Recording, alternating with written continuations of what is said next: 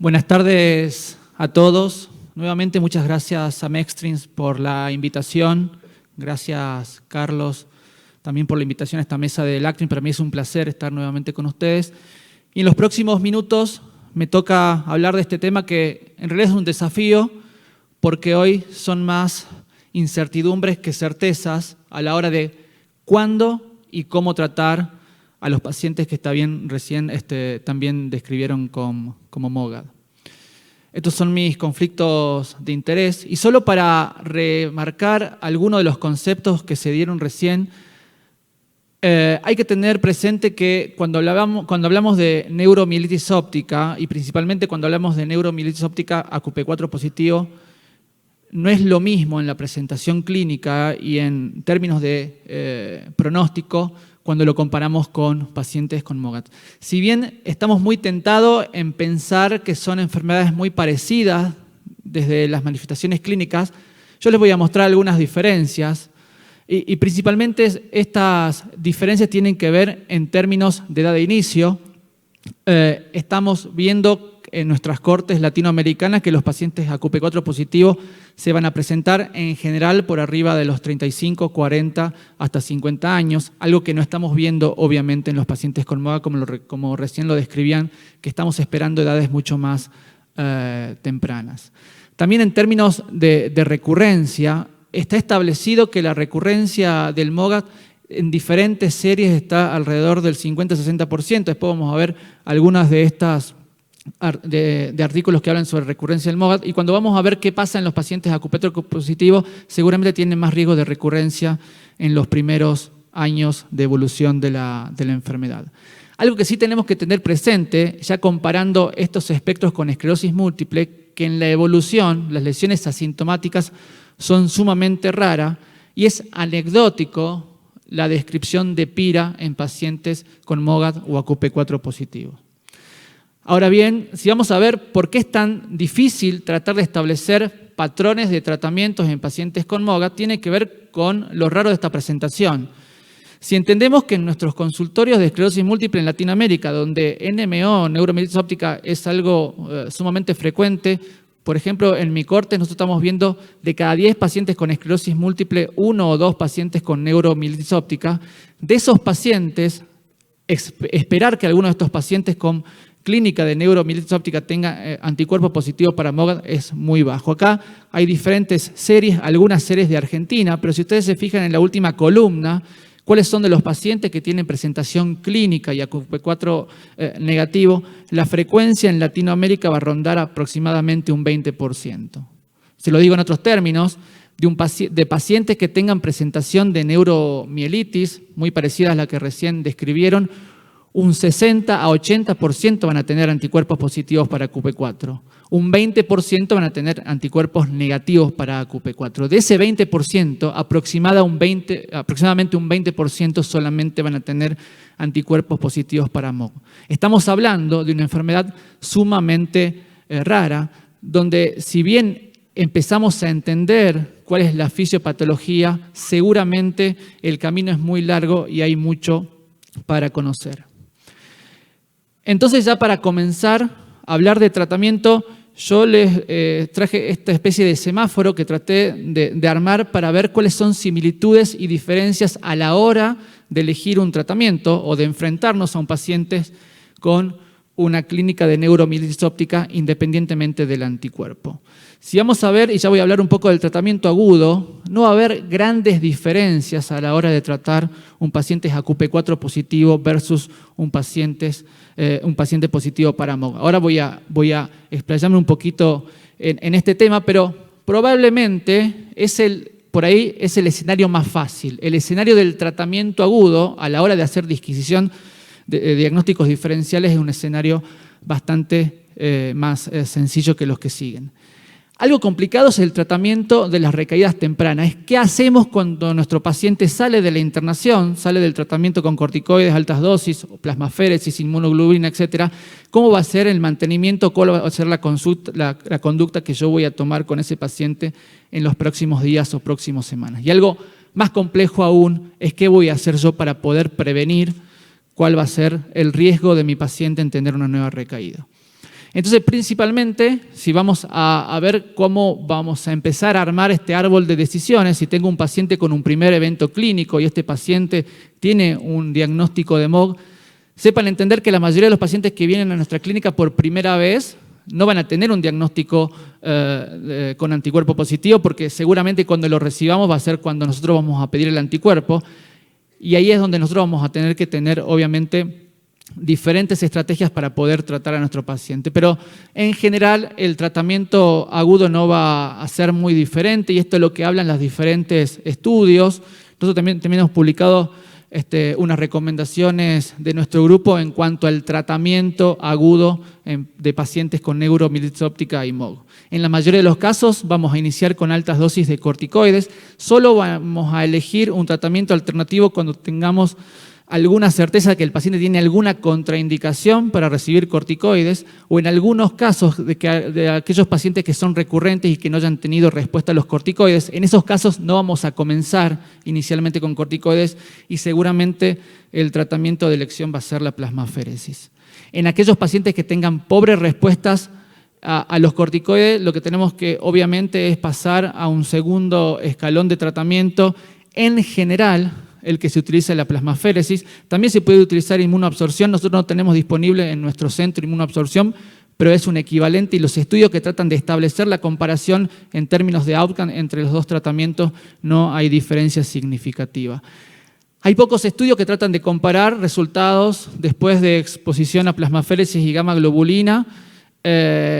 Son estudios con poco número de pacientes, pero la verdad que no hay grandes diferencias, pero siempre se prefiere, tiene que ver también parte por el mecanismo fisiopatológico de la enfermedad, plasmaféresis. ¿Qué pasa con algunos pacientes cuando no responden a los ciclos iniciales de plasmaféresis? Tampoco no hay diferencia en ciclos continuos versus ciclos alternos. Se puede extender la plasmaféresis o en algunos casos se puede tratar de pasar a otro tratamiento, inclusive rituximab en pacientes internados. Este es el escenario más fácil, no hay grandes secretos, seguramente es lo que hacen todos ustedes en su centro, pero vamos a ir viendo un poquito más cuáles son las complejidades. Y la complejidad está aquí, porque es donde tenemos poca información, y la complejidad está aquí porque la información viene de estudios observacionales, o sea que por ahí la rigurosidad científica de qué hacer con un paciente vamos a tener que esperar cuando tengamos los primeros estudios de ensayos clínicos. Pero ¿qué es lo que nos va a marcar a nosotros a qué paciente vamos a tratar?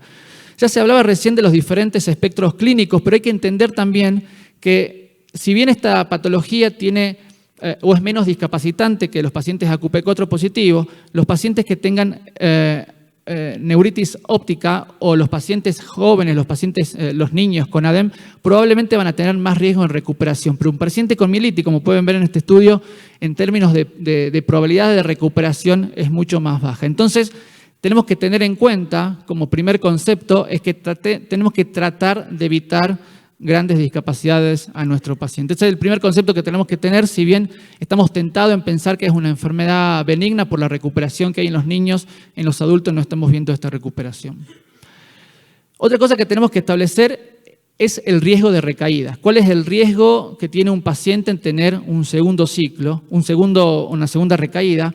En muchas cortes es como tirar la moneda. Entonces, aquí sí el riesgo de recaída es un poco menor que lo que estamos acostumbrados a ver en la AQP4 positivo y menor que lo que estamos acostumbrados a ver en pacientes con esclerosis múltiple clínicamente definida. En pacientes AQP4 positivo y en pacientes con esclerosis múltiple clínicamente definida, seguramente por una cuestión probabilística tenemos que tratar al paciente porque tiene más chance de tener una segunda y una tercera recaída que no tenerla. Acá es como tirar la moneda. Yo solo le traje algunos estudios. Seguramente los estudios que vienen del grupo de Oxford son los estudios que más número de pacientes podemos concentrar, pero independientemente del estudio, la mayoría de los estudios hablan de lo mismo, entre un 45 y un 50%. Entonces, lo que tenemos que tratar de entender, ya que estamos viendo que hay las mismas probabilidades de tener y de no tener una recaída, es tratar de agudizar el diagnóstico y tratar de establecer cuál es el patrón de riesgo, a qué paciente yo tengo que identificar para tratar posteriormente. Algo interesante, este es un estudio muy interesante liderado por Jacqueline Palas, donde trata de evaluar cuál es el riesgo de tener una nueva recaída en función de los anticuerpos. Y esto es algo que vemos también en el consultorio. Y acá lo que pueden ver que hubo un grupo de pacientes que presentaron persistencia durante un tiempo a anticuerpos anti-MOG. Ustedes saben que después de un tratamiento con corticoides, estos anticuerpos suelen bajar en títulos absolutos y después negativizar, pero hay un grupo de pacientes que pueden seguir positivos. Hay diferentes estudios, este es uno de ellos, que muestra que aquellos pacientes que tienen persistencia de anticuerpo positivo a pesar de haber recibido tratamientos con corticoides en la fase aguda tienen más riesgo de recurrencia. Acá ya estamos viendo uno de los factores de riesgo que nos tienen que hacer a nosotros pensar cuál va a ser el paciente que probablemente después se va a beneficiar con un tratamiento a largo plazo. Otro de los factores de riesgo que tenemos que tener en cuenta son las recaídas tempranas. Este es un estudio muy interesante que trata de establecer el riesgo de las recaídas tempranas para una recaída posterior o una recaída a largo plazo. Se establece como definición de recaída temprana las recaídas en los primeros 12 meses y se establece como definición de recaída muy temprana aquellas que se presentan en los primeros 3 meses. Acá pueden ver en la estratificación de cómo se fue comportando la corte, que hubo pacientes que tuvieron un evento monofásico, que fue el 36%, es un poco menor a lo que se describe habitualmente en otras series, y el resto de los pacientes presentaron una recaída posterior, o sea que tenía un evento recurrente. Si vamos a analizar cuál es el riesgo de las recaídas tempranas, yo ahí lo que hice es ponerle los hazard ratio de cada uno de las evoluciones de los pacientes. Aquellos pacientes que tenían recaídas tempranas tenían un hazard ratio de 2 con significancia estadística en tener una recaída posterior, o sea, en seguir manteniendo recaídas a largo plazo. Pero aquellos pacientes que tenían recaída en los primeros 3 meses, donde nosotros podemos incidir con un tratamiento con tapering de corticoides, tenían un hazard ratio mucho mayor cuando lo comparábamos por aquellos pacientes que tenían recaídas entre los 3 a 12 meses. Esto es interesante porque las recaídas tempranas nos están marcando un factor de riesgo, pero las recaídas muy tempranas también nos están hablando de un factor de riesgo. Esto sería un segundo factor de riesgo que ya estamos identificando junto con la persistencia de los anticuerpos. Otro de los factores de riesgo que tenemos que identificar si es lo mismo que un paciente debute con una neuritis óptica o con una mielitis o con un ADEM o con un síndrome de tronco. Esto, si bien no está muy establecido, hubo algunos intentos de tratar de establecer cuál era el patrón o el espectro clínico con más riesgo de recurrencia. En los niños, aparentemente, los pacientes que debutan con ADEM, en la gran mayoría de los casos se van a comportar como monofásicos. En los adultos se estableció que la neuritis óptica como manifestación inicial tiene más riesgo que la mielitis como patrón de recurrencia. Algo interesante es que cuando se trataron de estratificar aquellos pacientes que debutaban con mielitis versus aquellos pacientes que debutaban con cualquier otra manifestación, los pacientes que tenían otra manifestación y no era mielitis tenían más riesgo de recurrencia que aquellos pacientes que presentaban mielitis. Algo interesante de este estudio, que se trataron de analizar la corte en casos incidentes versus casos no incidentes, o sea, casos históricos, y se vio que los casos incidentes, o sea, los casos que fueron reportados en los últimos meses tenían menos chances de tener recurrencia de recaída. Y esto tiene que ver, obviamente, con mejor conocimiento de la enfermedad y probablemente con mejor conocimiento de cómo tratar a estos pacientes. Pasando un poco ya al uso de corticoides orales, seguramente la mayoría de ustedes dan corticoides orales después de los ataques clínicos. Hay diferentes estudios que muestran que el tiempo en donde yo me voy a mantener a los pacientes con corticoides orales también se asocia significativamente con las chances de que tenga un paciente recurrente. Si yo tengo un paciente menos de 3 meses con corticoides orales luego de una recaída, las chances de tener una recaída posterior, las chances de recurrencia son significativamente más altas que si yo mantengo el corticoide oral por arriba de los 6 meses. Y no solamente importa el tiempo de los corticoides orales, acá hay otro estudio donde muestra también, acá podemos ver un gráfico que trata de establecer 2 patrones, el tiempo de corticoides orales en estas columnas celestes y el la dosis de corticoides orales en estas columnas Bordeaux.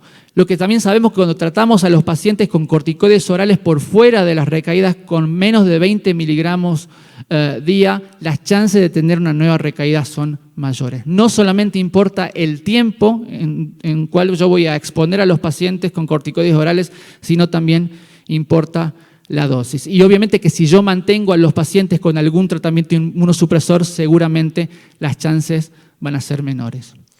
Ahora bien, yo ya hablé de cuándo tratar o tratar de establecer algunos patrones de riesgo. No me voy a centrar en cada uno de los tratamientos, tampoco no tengo tanto tiempo para poder hacerlo, pero sí los invito a leer esta revisión sistemática donde trata de establecer cuáles serían los tratamientos que hoy tienen utilidad para tratar a los pacientes con MOG. Y yo establecí una serie de semáforos.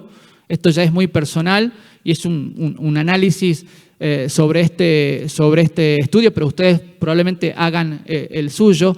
Si hablamos de costo-efectividad, los diferentes estudios observacionales ponen como tratamientos de los tratamientos orales, tanto acetoprina como micofenidato, tratamientos muy efectivos en diferentes cortes de vida real y obviamente con un costo potencialmente mucho más bajo que los anticuerpos monoclonales. En cuanto al rituximab, hay diferentes estudios que muestran que existe menos respuesta de rituximab cuando lo comparamos con pacientes AQP4 positivo e inclusive cuando lo comparamos con esclerosis múltiple.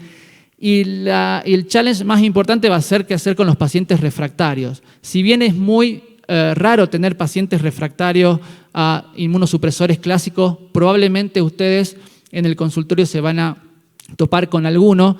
Yo tengo 3 pacientes refractarios que la verdad que son de muy difícil manejo. Los 3 están hoy con gamma globulina con una dosis baja ya de mantenimiento y los 3 han podido responder bien a gamma globulina. Pero si nos ponemos a ver las diferentes series de cómo tratar a los pacientes refractarios, seguramente interleuquina 6, esto que hablaba Carlos, y teniendo un poco también en mente la fisiopatología, los inhibidores de interleuquina 6 seguramente van a ser una buena propuesta terapéutica.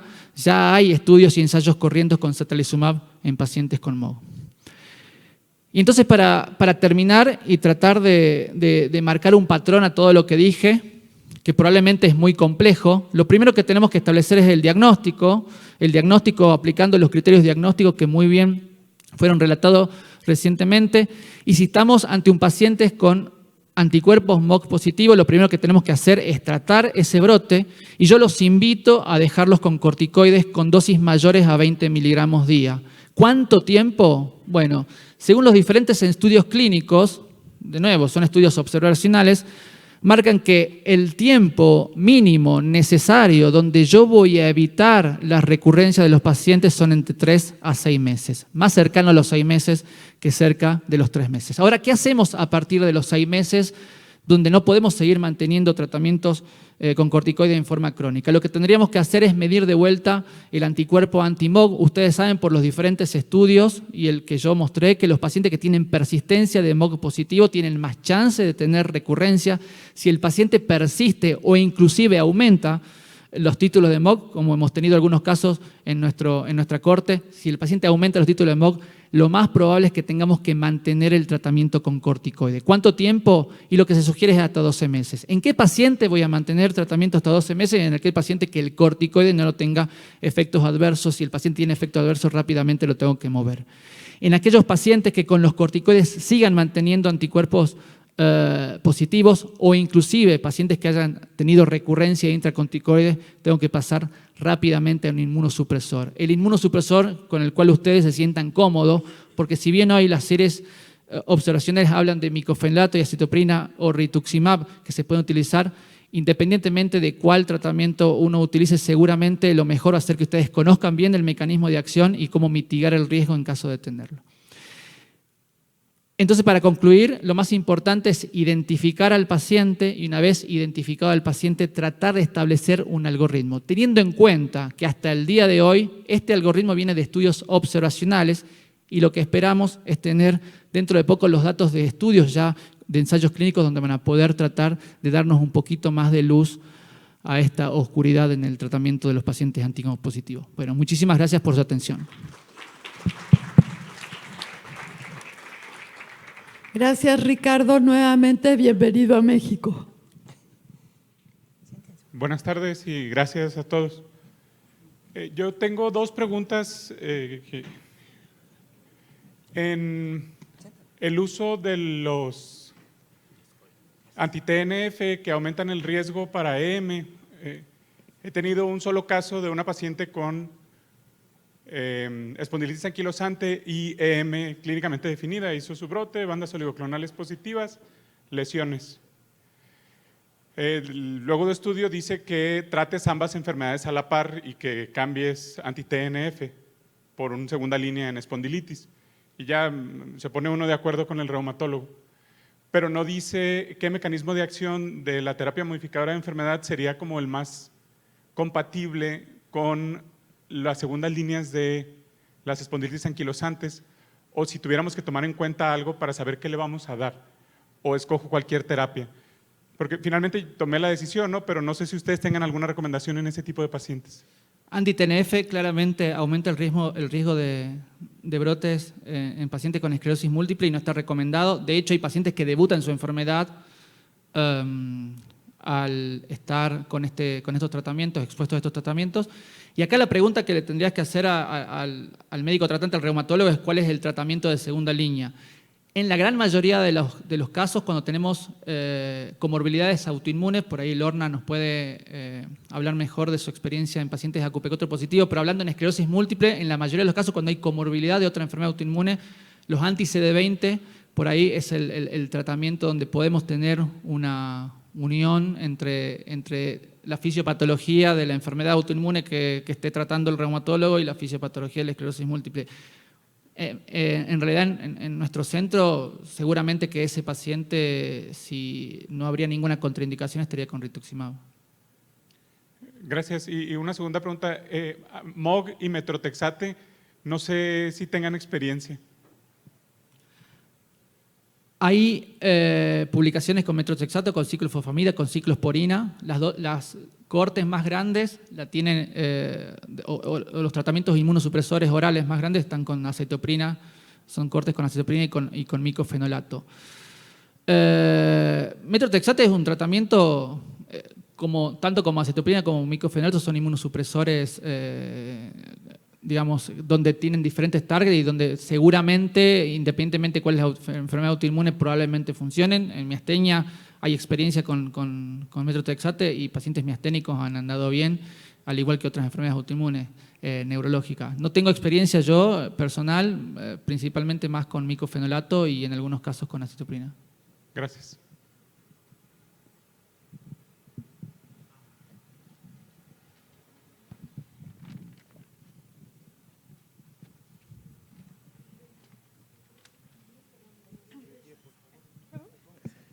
Sí, tengo algo de experiencia de estos pacientes con espondiloartropatía, sobre todo en neuromielitis. Es bien difícil buscar lo que quisiéramos siempre, que es como decimos, matar 2, 3 pájaros de un tiro, y frecuentemente estos pacientes sí requieren polifarmacia, o sea, politerapia, por los mecanismos, según lo que me ha explicado reumatología, es que los anti-CD20, anti-CD19 no tienen impacto en las espondiloartropatías. No nos encanta eso porque potencialmente es muchos efectos secundarios. Pero bueno, es lo que sabemos ahora. No sé si el trasplante les podría funcionar. Gracias. Gracias. Muchas gracias por la presentación, excelentes charlas. Una pregunta que hace unos minutos estuvo el módulo de pediatría y lo veíamos con la doctora Munive.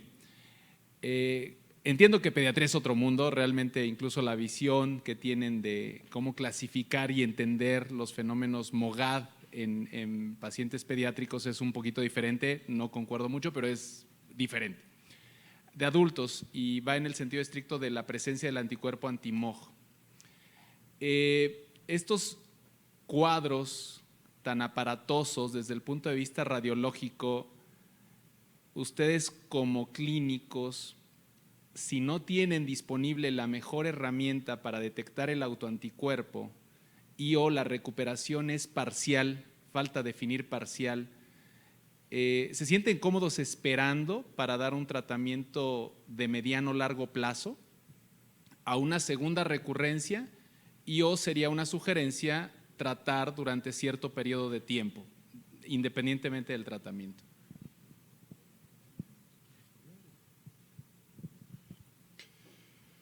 Si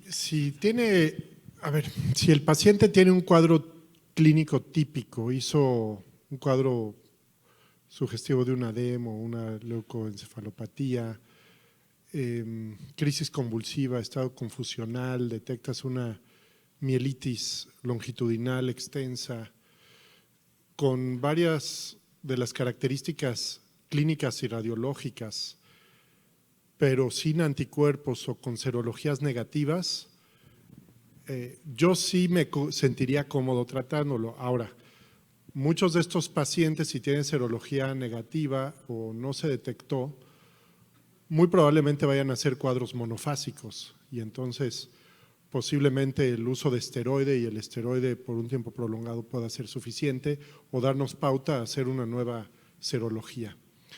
Pero nuevamente, y como nos sucede en muchas patologías, creo que la clínica es lo primero y es en lo que los neurólogos nos basamos. Y también, como mencionaba, hay muchos tipos de anticuerpos, también de MOG, que han sido estudiados, que se usan en investigación, pero que no están estandarizados para realizar pruebas comúnmente. Entonces, posiblemente más adelante tengamos todavía una mayor sensibilidad en esto. Yo sí me sentiría cómodo si lo considero necesario, no sé el resto del panel.